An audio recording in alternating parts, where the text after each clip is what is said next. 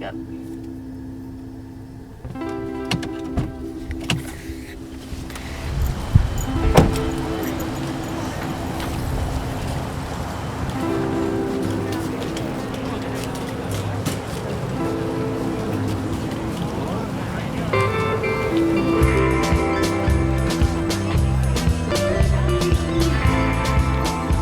I'm a very simple cook. I like to do things that don't take a ton of time in the kitchen, but also have great rewards in terms of flavor. So if I go to the farmer's market, I don't have to fuss too much with ingredients.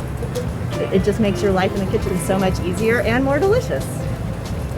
In 2008, I spent 3 weeks in Armenia, and it just struck me as a really beautiful place with simple and delicious food, and farming is so important. And what's amazing about the Balakian Farms story is they have Armenian heritage, and they've been farming now into their 4th generation. That's right. Kathy. I'm Kathy. Yes. 3? Hey, nice meeting you. Nice meeting you. Yeah, I need a seat for you.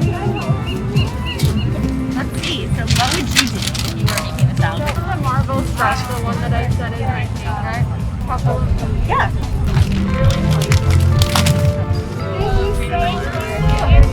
I'm going to enjoy them so much. Yeah. And I'll let you know how it turns out. Okay. Thanks. Bye. My name is Amber Balakian, and I am one of the managers at Balakian Farms.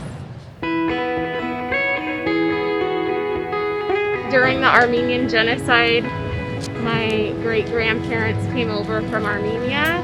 They bought a ranch in Reedley, California, and started farming vineyards. My grandfather, he's one of 6 kids, and they all farmed. He started planting tree fruit, grapes, eggplant, persimmons. My mother, Ginger, she continued farming, and she's actually the one that transitioned to organic.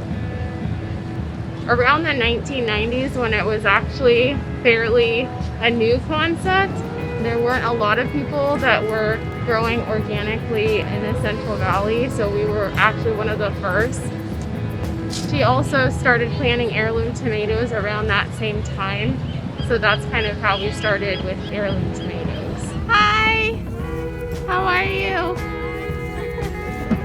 Can I record you? I know, it's okay. I know, the gloves.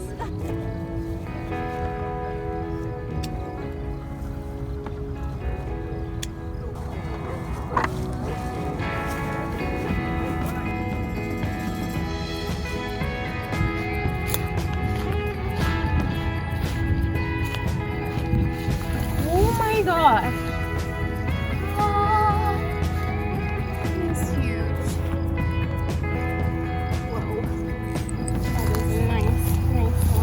So I grew up, doing the farmers markets and was packing, just like all the operations of farming. Once I got older, I went away for college. I didn't really want to come back and do farming. I kind of wanted to get away, but I went to school on the East Coast. Over there, they took a lot of interest, especially in my professors, and so I started thinking, okay, maybe this is something that I want to go back and do. And I learned a lot about sustainability too while I was in grad school, and so I kind of wanted to bring that back and help our farm run more efficiently and effectively. So I came back. Hi, Yolanda. Natalie said that I look like a Starbucks worker. A what? Starbucks worker. Oh my god! I'm here. Hi, baby. Gotcha.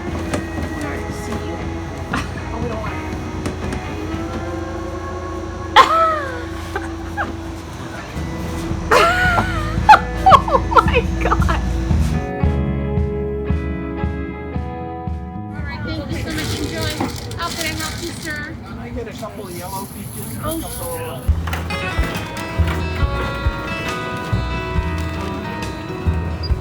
So one thing that we do that I know not everybody does is we actually save our own seeds. Each year we go through and pick out like the best, biggest, prettiest looking tomatoes, and we make seeds out of that. Each year the crop gets a little better and better and better, and we know exactly what we're gonna get. At one point we had almost 80 varieties of heirloom tomatoes, so a lot. Some of the reasons that you should get your tomatoes at the farmer's market are we pick it fresh, so we usually pick it either that day or the day before, so you know like you're guaranteed to get not a tomato that was like green and is kind of getting ripe. We pick it like it's vine-ripened and we pack it and bring it to the market. Huh?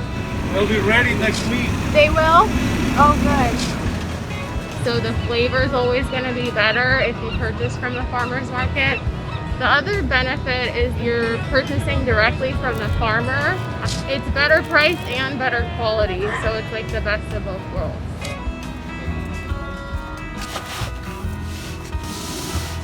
Estelle, What, honey?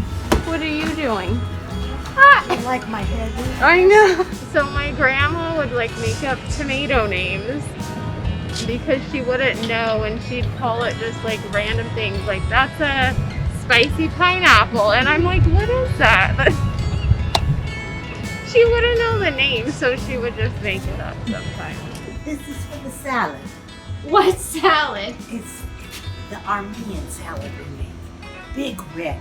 I have 2 of them. That you're hiding. I'm hiding them. So I have it for dinner. Isn't it beautiful? Uh-huh. Look.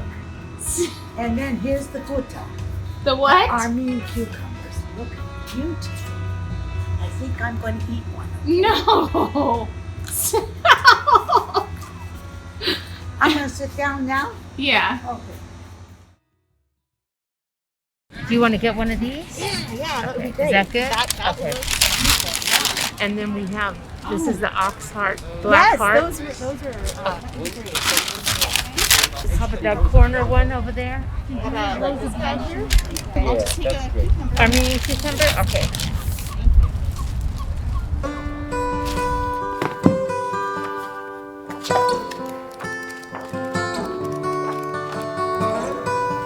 Summer salad is pretty much exactly what it sounds, the kind of thing you want to eat all summer long. The Balakian family calls it Armenian salad, and that's another way to refer to it.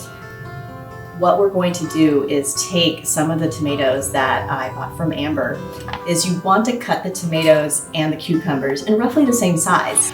If you want nice big wedges of tomatoes, which is what I'm going to do, keep them all about the same size. Or you can cut the tomatoes really small and cut the cucumbers really small, and it's more of a spoonable salad.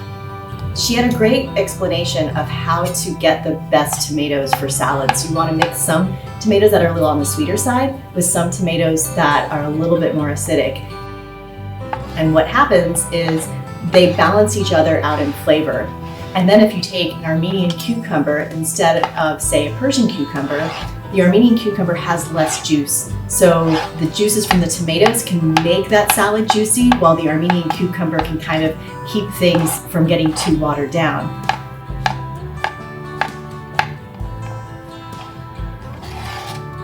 Keys are keep the tomatoes and cucumbers roughly the same size. Use a fresh onion. A fresh onion that you bought at the farmer's market is going to have a much lighter onion flavor. Another thing is use fresh herbs. Have a combination of maybe cilantro, parsley, purple basil, opal basil, dill. Any combination of those herbs is going to make a lovely, lovely salad. Another thing to keep in mind when you're making the salad is to have either lemon juice or red wine vinegar on hand, and also have some olive oil.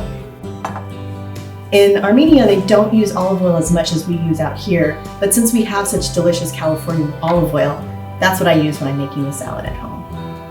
And pretty much a little bit of salt, a little bit of chili flakes if you want to add some heat, maybe sliced Anaheim pepper or Hungarian pepper, something that gives it a little bit of an herbal edge. And you have this great simple salad that has no lettuce, also requires no cooking, and it keeps if you wanted to refrigerate it for the next day. We're going to have so many great results with just a few simple ingredients from Balakian Farms.